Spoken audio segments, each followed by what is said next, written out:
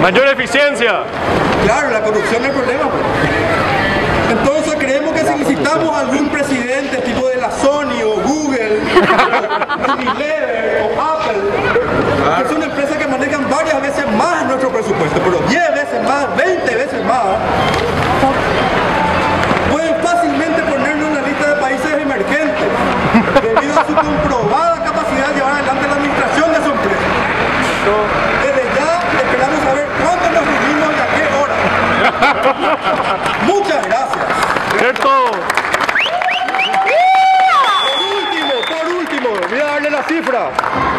La cifra tenida en cuenta para hacer esta propuesta, no nos vamos a hacer los locos, ¿verdad?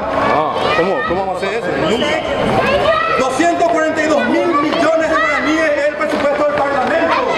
Ya vienen los de El Parlamento, si funcionase 365 días, nos cuesta a nosotros 663 millones de guaraníes por día.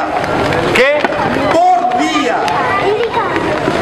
Con 45 y 80 diputados, son 125 miembros. Cada miembro nos cuesta 1.936 millones de guaraníes. En el caso que salgan 200 leyes en un año, 200 leyes en un año, nos costaría cada ley 1.210 millones de guaraníes por ley. Entonces me parece que hay que avanzar ya. Allá lo que nos están dando ahí.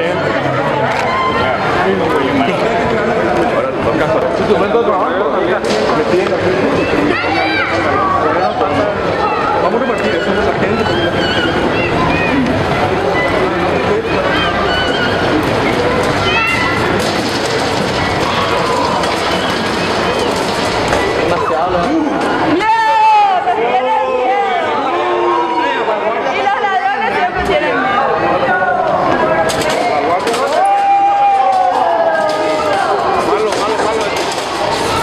Si la policía reaccionara de esta manera cada vez que le asaltan acá enfrente de su comandancia a alguien, no habría más nuevo Paraguay.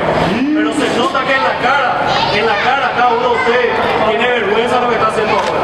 Somos ciudadanos como ustedes y venimos a pedir nuestros derechos.